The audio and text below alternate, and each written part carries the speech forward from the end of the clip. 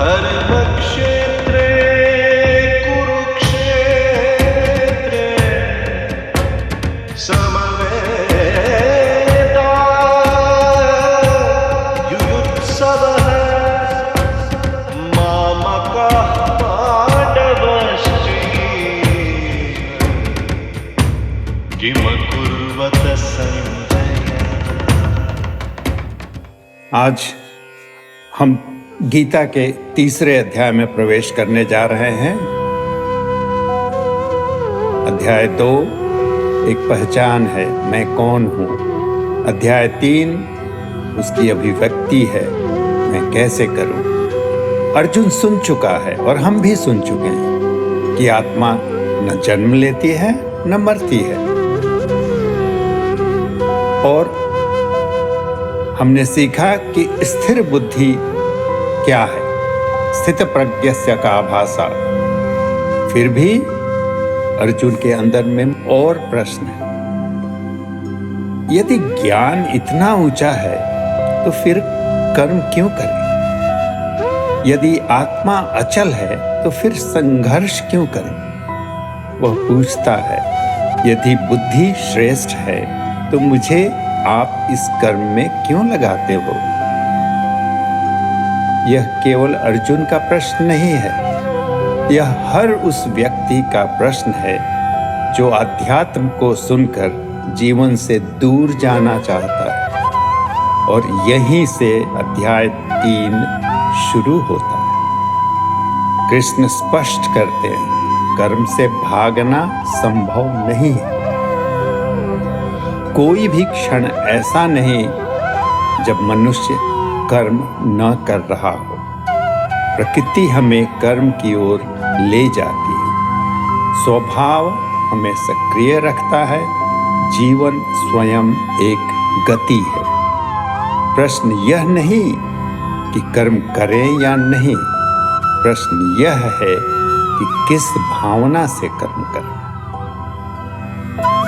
यहीं कृष्ण यज्ञ की बात करते हैं, अपने लिए नहीं, समष्टि के लिए। लेना नहीं, देने की भावना से जीना। और फिर नेतृत्व की बात आती है। श्रेष्ठ पुरुष जैसा आचरण करता है वैसे ही लोग उसका अनुसरण करते हैं। कर्म केवल व्यक्तिगत नहीं है, उसका प्रभाव सामूहिक है। लेकिन एक बाधा है, काम, और उससे उत्पन्न हो सकता है क्रोध। यही वह अग्नि है जो ज्ञान को ढक देती है, जो मनुष्य को अपने ही विरुद्ध खड़ा कर देती है। इंद्रियां शक्तिशाली हैं, मन उनसे ऊपर है, बुद्धि मन के ऊपर है, और बुद्धि से भी परे तुम स्वयं हो। यदि अध्याय 2 हमें यह सिखाता है कि हम कौन हैं, तो अध्याय 3 हमें सिखाता है हम कैसे जिएं। यही कर्म पलायन नहीं, योग बनता है। यही नेतृत्व उपदेश नहीं, उदाहरण बनता है। यही स्वधर्म बंधन नहीं, मार्ग बनता है।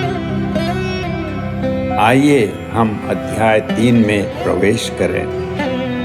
सुने कृष्ण और अर्जुन के वार्तालाप को। श्री कृष्ण परब्रह्मणे नमः। श्रीमद्भगवद्गीता अथ तृतीयोऽध्यायः कर्मयोगः।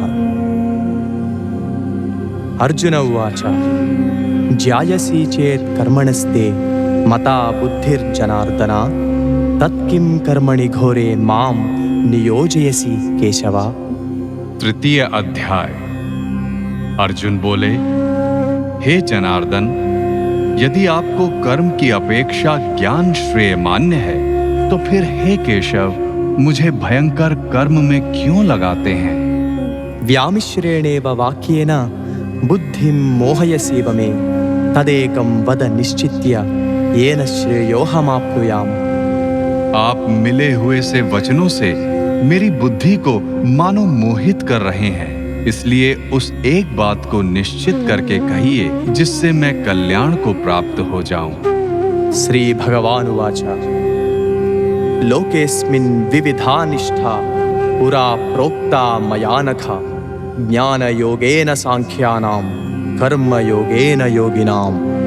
श्री भगवान बोले, हे निष्पाप, इस लोक में 2 प्रकार की निष्ठा मेरे द्वारा पहले कही गई है।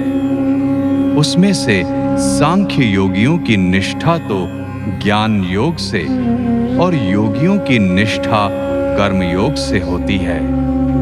न कर्मणामनारंभात् नैष्कर्म्यं पुरुषोऽश्नुते न च संन्यसनादेव सिद्धिं समधिगच्छति। मनुष्य न तो कर्मों का आरंभ किए बिना निष्कर्मता को यानी योग निष्ठा को प्राप्त होता है और न कर्मों के केवल त्याग मात्र से सिद्धि यानी सांख्य निष्ठा को ही प्राप्त होता है। न हि कश्चित् क्षणमपि जातु तिष्ठत्य कर्मकृत् कार्यते ह्यवशः कर्म सर्वः प्रकृतिजैर्गुणैः। निसंदेह कोई भी मनुष्य किसी भी काल में क्षण मात्र भी बिना कर्म किए नहीं रहता, क्योंकि सारा मनुष्य समुदाय प्रकृति जनित गुणों द्वारा परवश हुआ कर्म करने के लिए बाध्य किया जाता है। कर्मेन्द्रियाणि संयम्य य आस्ते मनसा स्मरन् इंद्रियार्थान् विमूढ़ात्मा मिथ्याचारः स उच्यते। जो मूढ़ बुद्धि मनुष्य समस्त इंद्रियों को हठ पूर्वक ऊपर से रोककर मन से उन इंद्रियों के विषयों का चिंतन करता रहता है, वह मिथ्याचारी अर्थात दंभी कहा जाता है। यस्त्विन्द्रियाणि मनसा नियम्यारभते अर्जुना कर्मेन्द्रियैः कर्मयोगम् असक्तः स विशिष्यते। किंतु हे अर्जुन, जो पुरुष मन से इंद्रियों को वश में करके अनासक्त हुआ समस्त इंद्रियों द्वारा कर्म योग का आचरण करता है, वही श्रेष्ठ है। नियतं कुरु कर्मत्वं कर्म ज्यायो ह्यकर्मणः शरीरयात्रापि च ते न प्रसिद्ध्येद कर्मणः। तू शास्त्र विहित कर्तव्य कर्म कर, क्योंकि कर्म न करने की अपेक्षा कर्म करना श्रेष्ठ है, तथा कर्म न करने से तेरा शरीर निर्वाह भी नहीं सिद्ध होगा। यज्ञार्थात् कर्मणोऽन्यत्र लोकोऽयं कर्म बन्धनः तदर्थं कर्म कौन्तेय मुक्तः संगः समाचरा। यज्ञ के निमित्त किए जाने वाले कर्मों से अतिरिक्त दूसरे कर्मों में लगा हुआ ही यह मनुष्य समुदाय कर्मों से बंधता है। इसलिए हे अर्जुन, तू आसक्ति से रहित होकर उस यज्ञ के निमित्त ही भली भांति कर्तव्य कर्म कर। सह यज्ञाः प्रजा सृष्ट्वा पुरोवाच प्रजापतिः अनेन प्रसविष्यध्वम् येषवोस्त्विष्ट कामधुक्।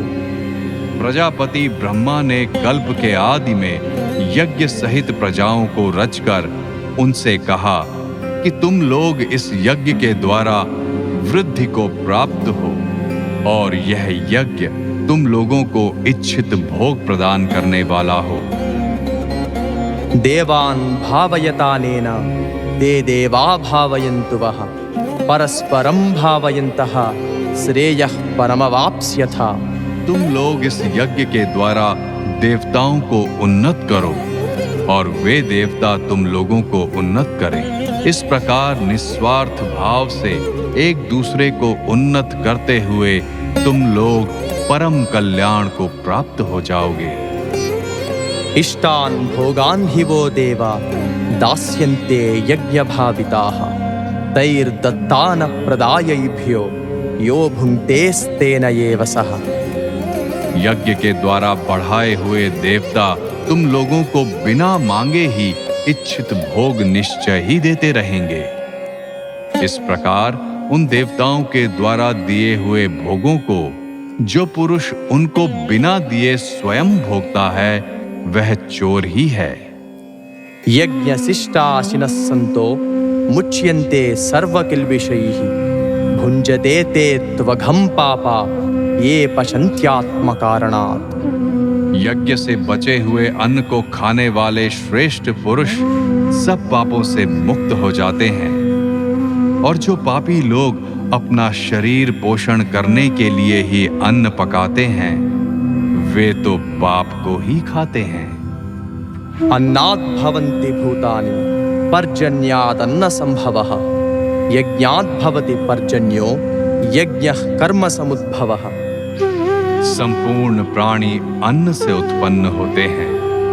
अन्न की उत्पत्ति वृष्टि से होती है, वृष्टि यज्ञ से होती है, और यज्ञ विहित कर्मों से उत्पन्न होने वाला है। कर्म ब्रह्मोद्भवं विद्धि ब्रह्माक्षर समुद्भवम् तस्मात् सर्वगतं ब्रह्म नित्यं यज्ञे प्रतिष्ठितम्। कर्म समुदाय को तू वेद से उत्पन्न और वेद को अविनाशी परमात्मा से उत्पन्न हुआ जान। इससे सिद्ध होता है कि सर्वव्यापी परम अक्षर परमात्मा सदा ही यज्ञ में प्रतिष्ठित है। एवं प्रवर्तितं चक्रं नानुवर्तयति हयः अघायुरिन्द्रियो रामो मोघं पार्थ सजीवति। हे पार्थ, जो पुरुष इस लोक में इस प्रकार परंपरा से प्रचलित सृष्टि चक्र के अनुकूल नहीं बरतता, अर्थात अपने कर्तव्य का पालन नहीं करता, वह इंद्रियों के द्वारा भोगों में रमण करने वाला पापायु पुरुष व्यर्थ ही जीता है। यस्त्वात् मरतिरेव स्यात् आत्मतृप्तश्च मानवः आत्मन्येव च संतुष्टः तस्य कार्यं न विद्यते। परंतु जो मनुष्य आत्मा में ही रमण करने वाला और आत्मा में ही तृप्त तथा आत्मा में ही संतुष्ट हो, उसके लिए कोई कर्तव्य नहीं है। नैव तस्य कृतेनार्थो नाकृतेनेह कश्चन न चास्य सर्वभूतेषु कश्चिदर्थव्यपाश्रयः।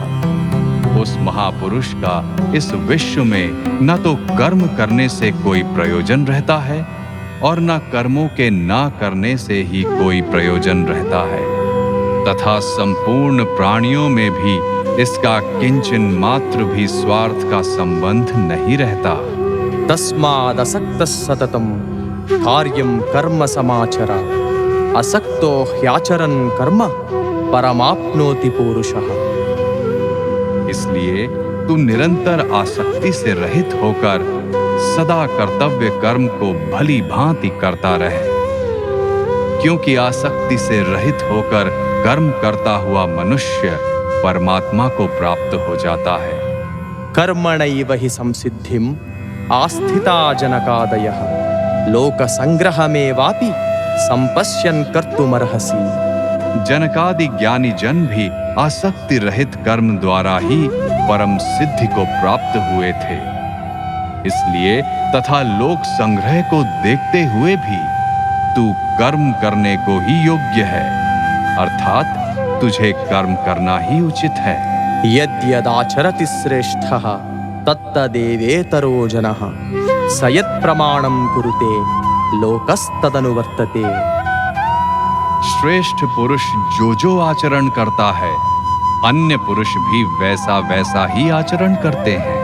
वह जो कुछ प्रमाण कर देता है, समस्त मनुष्य समुदाय उसी के अनुसार बरतने लग जाता है।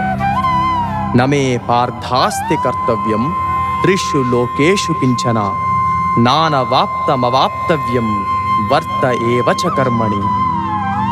हे अर्जुन, मुझे इन तीनों लोकों में न तो कुछ कर्तव्य है और न कोई भी प्राप्त करने योग्य वस्तु अप्राप्त है, तो भी मैं कर्म में ही बरतता हूँ। यदि ह्यहं न वर्तेयं जातु कर्मण्यतन्द्रितः मम वर्तमानुवर्तन्ते मनुष्याः पार्थ सर्वशः। क्योंकि हे पार्थ, यदि कदाचित मैं सावधान होकर कर्मों में न बरतूं तो बड़ी हानि हो जाए, क्योंकि मनुष्य सब प्रकार से मेरे ही मार्ग का अनुसरण करते हैं। उत्सीदेयुरिमे लोकान् अकुर्यां कर्म चेदहम् संकरस्य च कर्ता स्याम उपहन्यामिमाः प्रजाः। इसलिए यदि मैं कर्म ना करूं तो ये सब मनुष्य नष्ट भ्रष्ट हो जाएं और मैं संकर्ता का करने वाला हूं तथा इस समस्त प्रजा को नष्ट करने वाला बनूं। सक्ताः कर्मण्य विद्वांसो यथा कुर्वन्ति भारत कुर्याद् विद्वांस्तथा सक्तः चिकीर्षुर्लोक संग्रहम्। हे भारत, कर्म में आसक्त हुए अज्ञानी जन जिस प्रकार कर्म करते हैं, आसक्ति रहित विद्वान भी लोक संग्रह करना चाहता हुआ उसी प्रकार कर्म करे। न बुद्धि भेदम जनयेत अज्ञानां कर्म संगिनां जोषयेत सर्वकर्माणि विद्वान युक्त समाचरन्। परमात्मा के स्वरूप में अटल स्थित हुए ज्ञानी पुरुष को चाहिए कि वह शास्त्र विहित कर्मों में आसक्ति वाले अज्ञानियों की बुद्धि में भ्रम अर्थात कर्मों में अश्रद्धा उत्पन्न न करे, किंतु स्वयं शास्त्र विहित समस्त कर्म भली भांति करता हुआ उनसे भी वैसा ही करवावे। प्रकृते क्रियमाणानि गुणैः कर्माणि सर्वशः अहंकार विमूढ़ात्मा कर्ताहमिति मन्यते। वास्तव में संपूर्ण कर्म सब प्रकार से प्रकृति के गुणों द्वारा किए जाते हैं, तो भी जिसका अंतःकरण अहंकार से मोहित हो रहा है, ऐसा अज्ञानी मैं करता हूं ऐसा मानता है।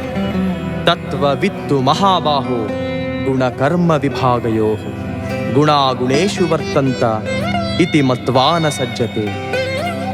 परंतु हे महाबाहो, गुण विभाग और कर्म विभाग के तत्व को जानने वाला ज्ञान योगी संपूर्ण गुण ही गुणों में बरत रहे हैं ऐसा समझकर उनमें आसक्त नहीं होता। प्रकृतेर्गुण सम्मूढ़ाः सज्जन्ते गुणकर्मसु तान् कृत्स्न विदो मंदान् कृत्स्न विन्न विचालये। प्रकृति के गुणों से अत्यंत मोहित हुए मनुष्य गुणों में और कर्मों में आसक्त रहते हैं। उन पूर्णतया न समझने वाले मंद बुद्धि अज्ञानियों को पूर्णतया जानने वाले ज्ञानी विचलित न करे।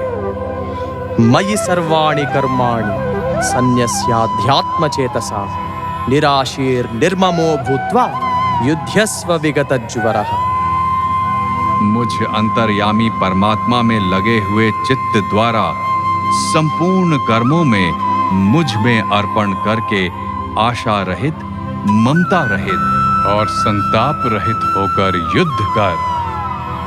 ये मे मतमिदं नित्यम् अनुतिष्ठन्ते मानवाः श्रद्धावन्तो न सूयन्तो मुच्यन्ते तेऽपि कर्मभिः।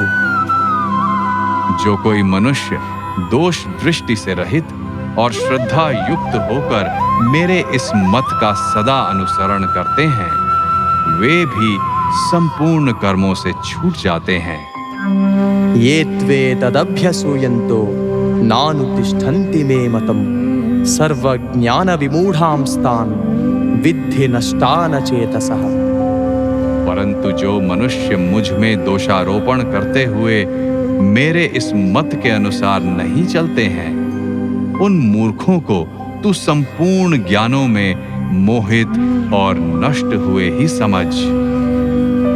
सदृशं चेष्टते स्वस्याः प्रकृतेर्ज्ञानवानपि प्रकृतिं यान्ति भूतानि निग्रहः किं करिष्यति। सभी प्राणी प्रकृति को प्राप्त होते हैं, अर्थात अपने स्वभाव के परवश हुए कर्म करते हैं। ज्ञानवान भी अपनी प्रकृति के अनुसार चेष्टा करता है, फिर इसमें किसी का हठ क्या करेगा। इन्द्रियेन्द्रियस्यार्थे रागद्वेषौ व्यवस्थितौ तयोर्न वशमागच्छेत् तौ ह्यस्य परिपन्थिनौ। इंद्रिय इंद्रिय के अर्थ में अर्थात प्रत्येक इंद्रिय के विषय में राग और द्वेष छिपे हुए स्थित हैं। मनुष्य को उन दोनों के वश में नहीं होना चाहिए, क्योंकि वे दोनों ही इसके कल्याण मार्ग में विघ्न करने वाले महान शत्रु हैं। श्रेयान् स्वधर्मो विगुणः परधर्मान् स्वनुष्ठितात् स्वधर्मे निधनं श्रेयः परधर्मो भयावहः। अच्छे प्रकार से आचरण में लाए हुए दूसरे के धर्म से गुण रहित भी अपना धर्म अति उत्तम है। अपने धर्म में तो मरना भी कल्याणकारक है और दूसरे का धर्म भय को देने वाला है। अर्जुन उवाच अधकेन प्रयुक्तोऽयं पापं चरति पूरुषः अनिच्छन्नपि वार्ष्णेय बलादिव नियोजितः। अर्जुन बोले, हे कृष्ण, तो फिर यह मनुष्य स्वयं न चाहता हुआ भी बलात् लगाए हुए की भांति किससे प्रेरित होकर पाप का आचरण करता है? श्री भगवान उवाच कामयेष क्रोधयेष रजोगुण समुद्भवः महाशनो महापाप्मा विद्येनमिह वैरिणम्। श्री भगवान बोले, रजोगुण से उत्पन्न हुआ यह काम ही क्रोध है। यह बहुत खाने वाला अर्थात भोगों से कभी न अघाने वाला और बड़ा पापी है। इसको ही तू इस विषय में वैरी जान। धूमेनाव्रियते वह्निः यथा दर्शो मलेन च यथोल्बेनावृतो गर्भः तथा तेनेदमावृतम्। जिस प्रकार धुएं से अग्नि और मैल से दर्पण ढका रहता है तथा जिस प्रकार जेर से गर्भ ढका रहता है, वैसे ही उस काम के द्वारा यह ज्ञान ढका रहता है। आवृतम ज्ञानमेतेन ज्ञानिनो नित्यवैरिणा कामरूपेण कौन्तेय दुष्पूरेणानलेन च। और हे अर्जुन, इस अग्नि के समान कभी ना पूर्ण होने वाले कामरूप ज्ञानियों के नित्य वैरी के द्वारा मनुष्य का ज्ञान ढका हुआ है। इंद्रियाणि मनोबुद्धिः अस्याधिष्ठानमुच्यते एतैर्विमोहयत्येष ज्ञानमावृत्य देहिनम्।